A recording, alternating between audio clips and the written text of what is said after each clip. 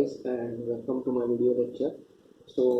This lecture is going to be on all the enzymes which cut the nucleic acids. Okay, we are going to study about DNA today. So all the enzymes which cut the DNA, exonucleases, restriction enzymes, or endonucleases, and this is going to be a general lecture. Okay, so this is going to be like an introduction to what are restriction enzymes, what are exonucleases. I'm not going to go much into detail, and the good part about this lecture is that if you watch it and you understand it, then later on when we are going to cover biotechnology, at that time learning restriction enzymes will become much easier. Okay, so let us start with the topic. Okay, so first of all, let us come to this word which is nucleases. Okay, so what is the meaning of nucleases? So everybody knows that when I add ASE in the end, it is an enzyme basically. And nucleases are enzymes which cut the nucleic acids. Okay, so nucleic acids are of two types. Everybody knows DNA and RNA. Okay, but here we are concerned with the DNA. So nucleases are basically the enzymes which cut the DNA. Now these enzymes are of two types. Okay, so the first type is exonuclease or exonucleases, and the second type of nucleases are called as endonucleases. Okay, now I think most of you know what is the meaning of the prefix exo and how is it different from the prefix endo. So exo is something which is happening towards the periphery or the border or towards the outside, and endo is something which is happening inside. Okay, so similarly, exonucleases are the enzymes which cut the DNA towards the periphery. Okay, for example, suppose if I draw a DNA over here, okay, I'm just drawing a single stranded DNA. Okay, and I write down a sequence. Suppose this is 5 prime, this is 3 prime, and I write a sequence A, G, C, C, T, T, A, G. Okay, now what this exonucleases will do is it will cut the DNA towards the border, so it may produce a cut over here. Okay, or it may produce a cut over here. So it will basically cut the nucleotides towards the border, not towards the inside of the DNA. Whereas endonucleases, if you see, then again I will draw a DNA over here. Okay, and any sequence that I will write down, suppose G, A, C, T, T, A, G, then these endonucleases, these enzymes will cut the DNA towards the interior part. So it may cut over here, suppose, or it may cut over here or over here. So do you get this basic differentiation between exo and endo? Exonucleases are the enzymes which cut the DNA towards the outside, and endonucleases are the enzymes which cut the DNA towards the inside. Okay, so is this clear? So about exonucleases, this much is enough. Okay, because we don't learn much about exonucleases even in the 12th standard syllabus. Okay, I basically record videos on 12th standard and 11th standard CBSE and state board syllabus. Okay, so in that syllabus nothing much is given about exonucleases. So I hope this differentiation is clear. What are exonucleases? What are endonucleases? Now these endonucleases, they are also called as restriction enzymes. Okay, so that is just another word for endonucleases, or they are also called as restriction endonucleases. Okay, so these are the different terms which are used. So restriction enzymes, restriction endonucleases, all three mean the same. These are the enzymes which cut the DNA or RNA towards the inside. Is this clear? So the short form for this is normally REN, restriction endonuclease. Sometimes they are also written as RE, restriction enzymes. So it is the same thing. Please remember, exonucleases are not called as restriction enzymes. Okay. Now this word, why are these called as restriction enzymes? Okay. So see, first of all, Now forget about exonucleases. So what I'm going to do is I'm going to just rub this off so that you don't get confused. So you know what is exonuclease is. Now everything that we are going to study is going to be related to restriction enzymes or endonucleases. Is this clear? So now why are these also called as restriction enzymes? Okay, so see, these enzymes are basically produced by bacteria. Okay, so many bacteria produce these enzymes. Okay, and why do they produce these enzymes? Because uh, does everybody know what a bacteriophage is? So a bacteriophage, okay, I will write down the word over here. Okay. So a bacteriophage, it is a virus which infects a bacterium. Okay, so normally when we study about bacteria, we know that bacteria are the organisms which infect us and cause diseases. But bacteriophage is a virus which infects the bacterium and kills it. Okay, so what happens is, now I am not going to go about this in detail because I will be covering bacteriophage in another chapter, and in some of the videos, I think most of the students must be knowing what a bacteriophage is. So what happens is, how this bacteriophage works is, this bacteriophage is a virus which is something like this. So okay, and this is the structure of a bacteriophage. This is the okay. And inside the bacteriophage is present the genetic material. Just assume that this genetic material is DNA, this blue color, and this entire orange colored structure is the protein. Okay, so this is your structure of the virus. So I'm just going to label this. So this is the protein. It is also called as capsid of the virus, and this is the genetic material, which is the DNA, and this is your bacteriophage. This is the structure of the virus. Now what happens is, how these viruses infect the bacteria. So basically these viruses attach to the bacterium. Now imagine this is the bacterium. Obviously the virus is much smaller compared to the bacterium, so don't think that this is a large size virus. And what they do is, after infecting, these viruses release this genetic material inside the body of the E. coli. Okay, so what happens is, this goes down from year to year, and then it is released inside the bacterium, and then this causes all the damage. This viral DNA causes all the damage, and because of that, the viruses multiply. They destroy they destroy the bacterial cell, and that is how it is. So let me label this. This is your bacterium. Okay. Now, what bacteria do is, coming back to this topic, these enzymes, restriction enzymes, are produced by bacteria. So why were these produced is, so that these enzymes would destroy this DNA which is released by the viruses. So what these enzymes used to do was, these enzymes, they used to cut this DNA. If you can see, I am just trying to show you. So this DNA used to be cut by these enzymes, and when this DNA was cut, it was no longer harmful because the DNA has to be intact. The viral DNA, to show its toxicity, it has to be intact. But these enzymes, they used to cut away the DNA. And because of that, what used to happen is, it used to restrict the activity of the virus. Restrict means to stop. Okay, so the viruses could not damage the bacterial cell, the DNA of the virus could not damage the bacterial cell, and that is why these enzymes produced by the bacterium to cut the DNA of the virus, they are called as restriction enzymes. And since they used to cut the DNA from inside, they were also called as restriction endonucleases. So I hope everybody is clear why they are called as restriction enzymes.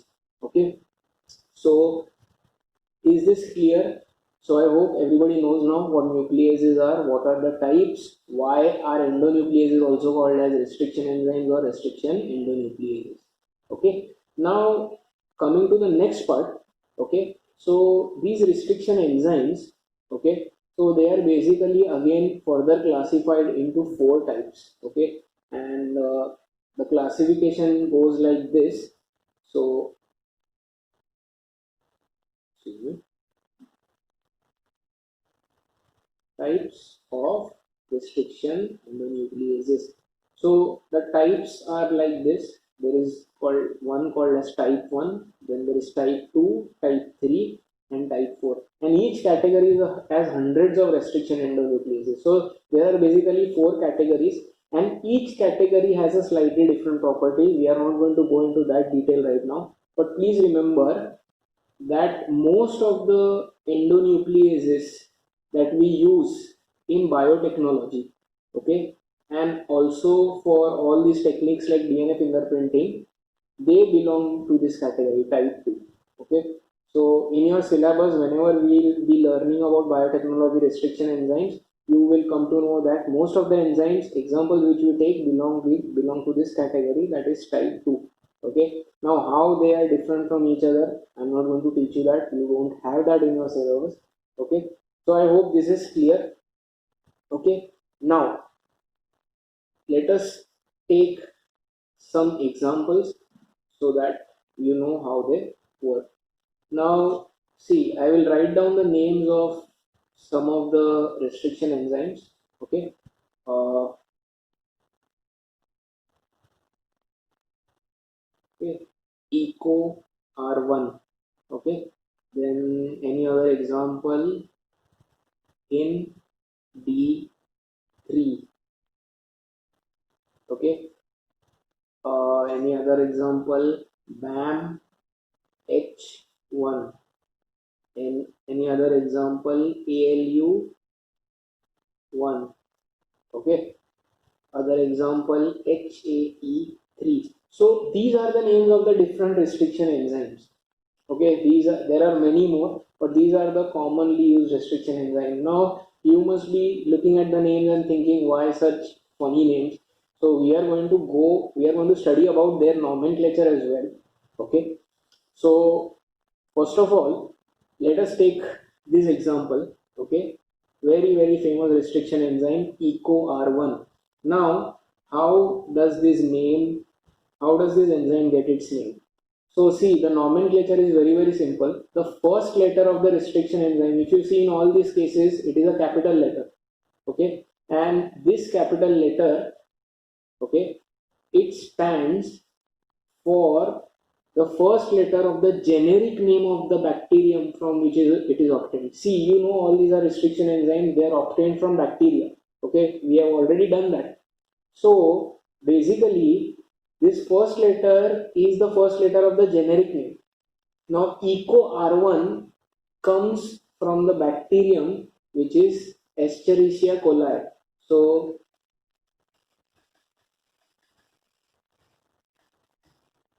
this is the scientific name of the bacterium, correct? Generic name is Escherichia, capital E over here.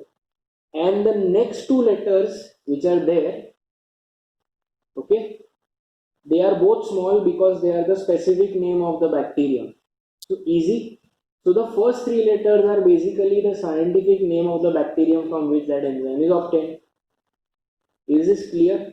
Okay. So first letter is the generic name. I am teaching you the nomenclature, how these namings are given to the enzymes.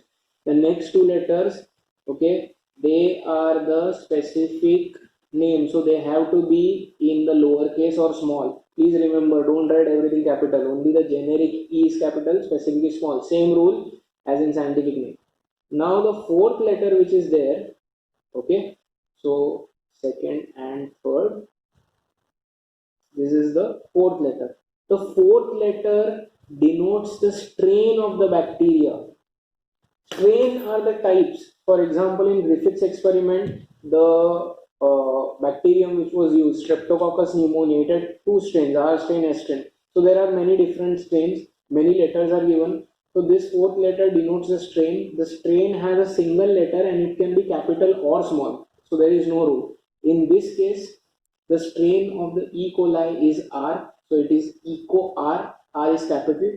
And the last letter which is there, it is the number, it is a Roman numeral, and it is the order of the enzyme which was discovered. For example, this was the first enzyme, this was the first restriction enzyme discovered from Escherichia coli strain R.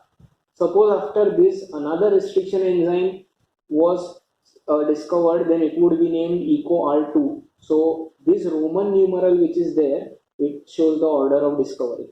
Okay.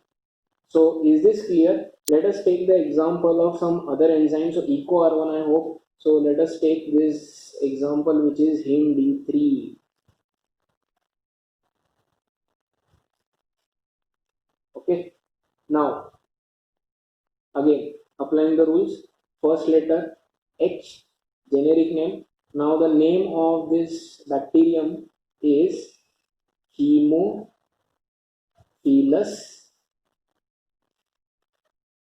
influenzae. Okay.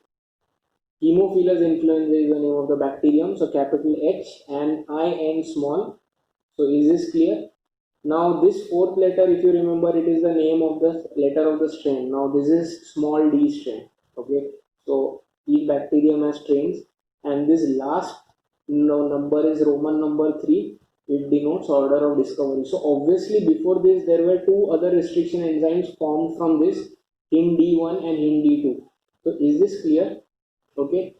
Another example if you want. Now these two examples we have covered. Another example is He3. Now in this if you see, one letter is missing. So this He stands for Haemophilus Egyptus. Okay. And that Egyptus has A. So H from this and AE from here. So He.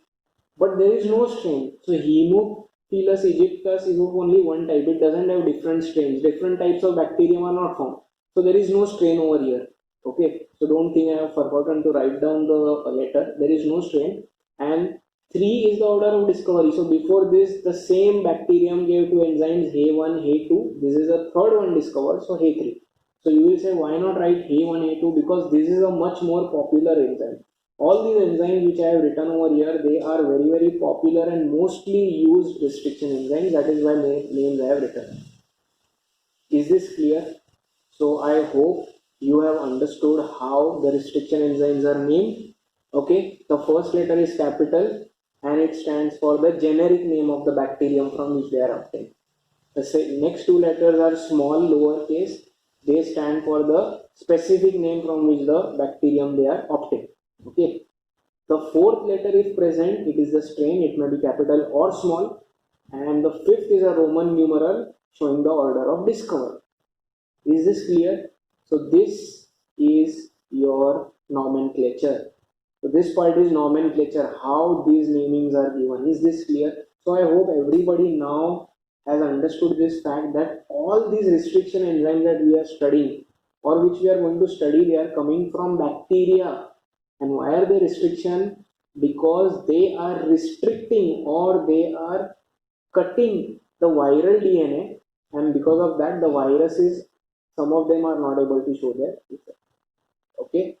Now all bacteria do not produce them, so don't think that all bacteria produce them. Okay. And that is it. Okay. So nomenclature part is clear. Now coming to the most important part, how do these enzymes cut the DNA? Okay. So what I'm going to do is I'm going to rub this off. Okay. And I'm going to teach you two examples over here. Okay. First I'm going to take the example of the very, very famous ECO R1. So when you start learning about restriction enzyme, you will realize that this is a very famous restriction enzyme. Okay. Now, how do restriction enzymes work? I have told you that they cut the DNA from inside. Okay. Now there is one more thing. All the restriction enzymes or all the restriction endonucleases or all the endonucleases, they recognize a specific nucleotide sequence on the DNA and then they cut inside the sequence. I will show you that. So suppose if this is the DNA that I draw, okay, double stranded DNA I am showing. this is 5 prime, this is 3 prime, this is 5 prime, this is 3 prime. Now echo R1 recognizes a sequence which is GAA, I will write it down, TTC. So if this same sequence is present on the DNA, then this echo R1 will cut the DNA over there. Okay, if this sequence is not present, this nucleotide sequence is not present, echo R1 will not cut. Okay, so each restriction enzyme has a specific sequence which it recognizes and cuts. Now, you can write any nucleotides over here, anything over here, it doesn't matter. But what will be the nucleotides on the complementary strand? So if you write down G complementary C, T, T, A, A, G. Now see something, this is something very interesting. When you read this strand from 5 to 3, it is GAATTC. And when you read this strand from 5 to 3, it is again GAATTC.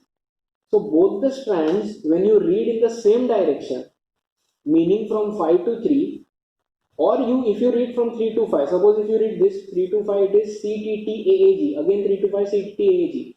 So when you read both the strands in the same direction, the nucleotide sequence is the same.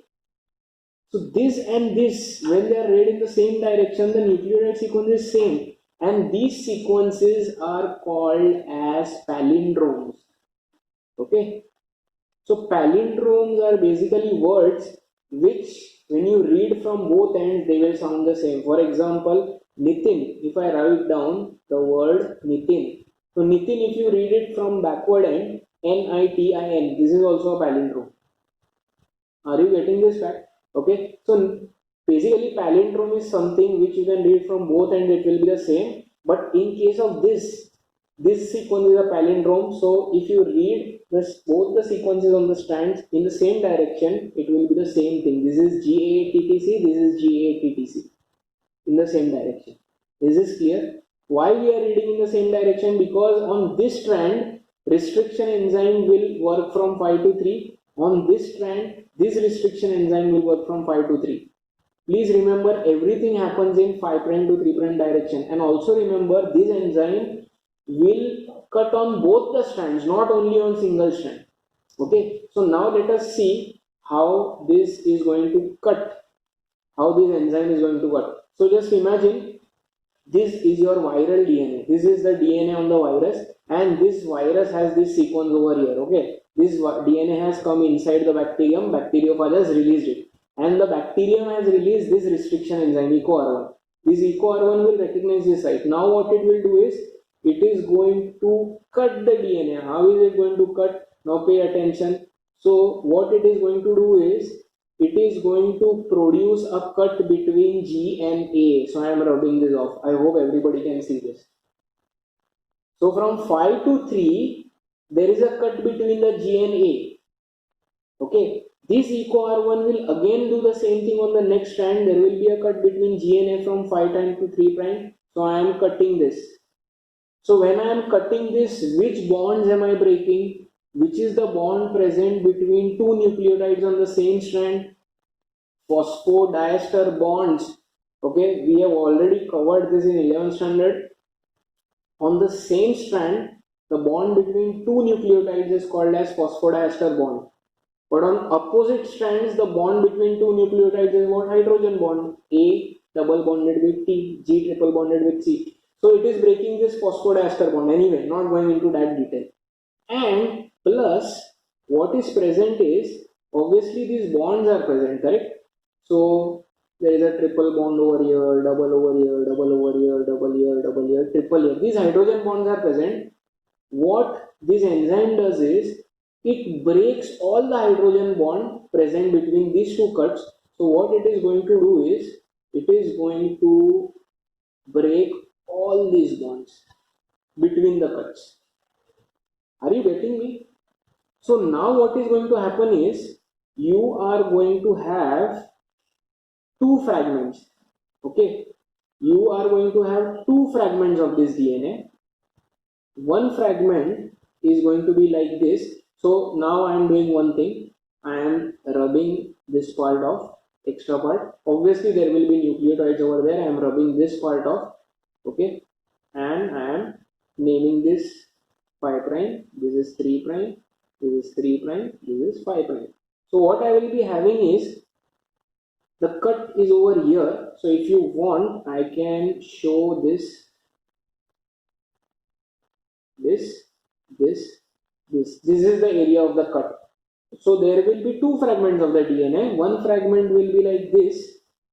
There is a G over here, okay, single G. Oh, I'm sorry, I should use the same color so that it is not confusing. So this one over here and this over here, and if you want, I will name them. This is G, which is present, sorry, and here there is C, obviously the triple bond is present, and T, T, A, A. Okay, I am not going to show this G because this G and A, there is a cut in between. So this is one fragment. Okay, there is a bond between these two. Okay, so if you want to make it look easier, you can show it like this. Okay, and the other fragment which will be formed will be the same thing, but it will be kind of ulta. So the other fragment will be, okay,